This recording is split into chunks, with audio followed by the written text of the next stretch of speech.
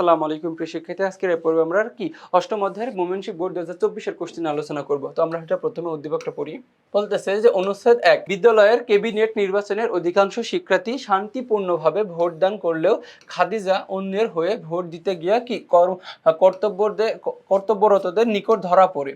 অনুচ্ছেদ 2 কি বলতেছে যে ক রাষ্ট্রের সরকার প্রধান জনগণের সরাসরি ভোটে নির্বাচিত, তিনি তার কাজের জন্য জনগণের নিকট জবাবদিহি করতে বাধ্য থাকেন।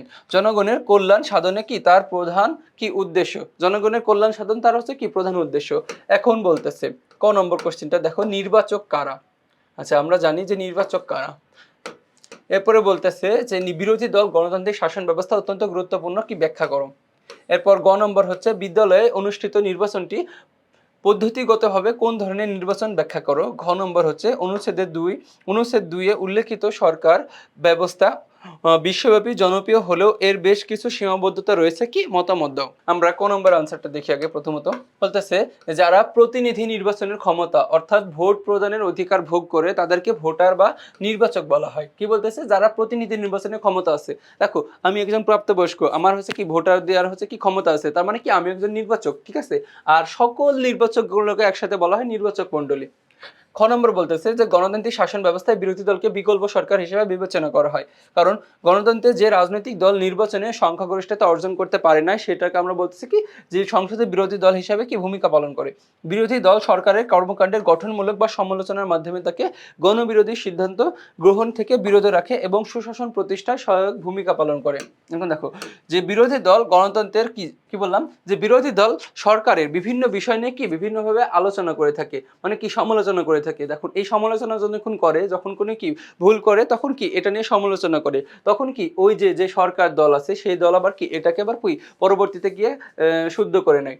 বলতেছে যে জাতীয় সমস্যা ও কল্যাণে বিকল্প কর্ম পরিকল্পনা উপস্থাপন করে। এজন্য গণতন্ত্রে বিরোধী দলকে সম্ভাব্য বা বিকল্প সরকার হিসেবে কি আখ্যায়িত করা হয়। আচ্ছা, এরপরে আমাদের গ নম্বর কোশ্চেনটা কি দেখো। গ নম্বর বলতেছে উদ্দীপকে অনুচ্ছেদে 1 বর্ণিত বিদ্যালয়ে নির্বাচন বিশ্লেষণ করলে বোঝা যায় যে এটি পদ্ধতিগতভাবে কি প্রত্যক্ষ নির্বাচন। কি একটা আছে কি প্রত্যক্ষ নির্বাচন।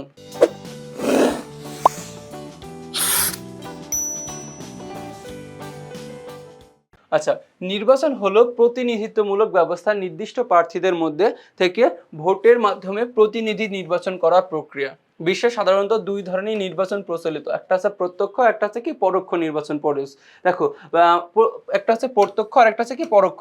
বলতেছে প্রত্যক্ষ নির্বাচনে ভোটাররা কোনো মধ্যবর্তী ব্যক্তি বা নির্বাচক মণ্ডলী ছাড়াই সরাসরি ভোট প্রয়োগ করে প্রতিনিধি নির্ধারণ করে। যেমন বাংলাদেশে এই জাতীয় পর্যায়ের নির্বাচন প্রত্যক্ষ ভোটের মাধ্যমে অনুষ্ঠিত হয়। আর উদ্দীপকে 1 কি দেখা যায় দেখো।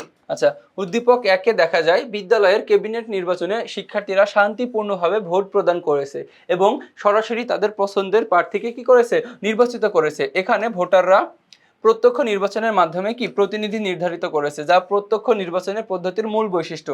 অতএব বলা যায় যে উদ্দীপকে বিদ্যালয়ে অনুষ্ঠিত নির্বাচনটি প্রত্যক্ষ নির্বাচন পদ্ধতির কি একটা প্রতিফলন। আচ্ছা, এরপরে আমাদের ঘ নম্বর কোশ্চেনটা দেখি। ঘ নম্বর বলতেছে দেখো যে উদ্দীপকের ক রাষ্ট্রে গণতান্ত্রিক শাসন ব্যবস্থা বিদ্যমান, কি গণতান্ত্রিক শাসন ব্যবস্থা বিদ্যমান, যা বিশ্বব্যাপী জনপ্রিয় গ্রহণযোগ্য হলেও কিছু সীমাবদ্ধতার সম্মুখীন। বলতেছে গণতান্ত্রিক ক্ষমতার মূল উৎস হচ্ছে কি জনগণ। হ্যাঁ, দেখো, গণতান্ত্রিক ক্ষমতার মূল উৎস হচ্ছে কি জনগণ। আমরা জানি জনগণ নির্বাচনের মাধ্যমে ভোট প্রদান করে যোগ্য এবং সৎ প্রতিনিধিকে নির্বাচিত করে এবং নির্বাচিত প্রতিনিধি তাদের আশা আকাঙ্ক্ষা বাস্তবায়নের জন্য দায়িত্ব পালন করে। যদি নির্বাচিত প্রতিনিধি জনগণের প্রত্যাশা পূরণ করতে ব্যর্থ হন, তাহলে পরবর্তী নির্বাচনের মাধ্যমে সেই সরকারের প্রতি কি প্রত্যাখ্যানের মাধ্যমে তাদের হচ্ছে কি যে নিশ্চিত করতে পারে। এখন উদ্দীপকের ক রাষ্ট্রের সরকার প্রধান দেখো কি বলতেছে।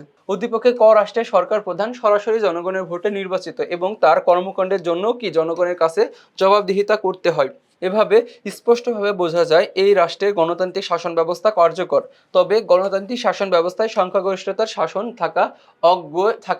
অজ্ঞ, অযোগ্য বা দুর্নীতিগ্রস্ত ব্যক্তিও ক্ষমতায় আসতে পারে।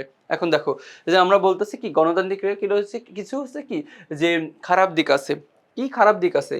সংখ্যালঘু সম্প্রদায় যথাযথ প্রতিনিধি ঠকাতে ব্যর্থ হলে সরকার তাদের বিষয়কে উপেক্ষা করিতে পারে। এছাড়াও মতের পার্থক্য এবং কি স্বার্থ বিবাদ জাতীয় সংহতি বিঘ্নিত করতে পারে।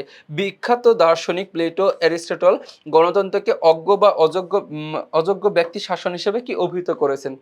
সুতরাং বলা যায় গণতান্ত্রিক শাসন ব্যবস্থা জনপ্রিয় এবং কার্যকর হলেও এর বেশ কিছু সীমাবদ্ধতা এবং কি ত্রুটি আছে। এখন দেখো প্রত্যেকটা জিনিসের কি একটা ভালো দিক এবং খারাপ দিক আছে। তো গণতন্ত্রেরও ঠিক সেইভাবে কি একটা ভালো দিক এবং খারাপ দিক আছে।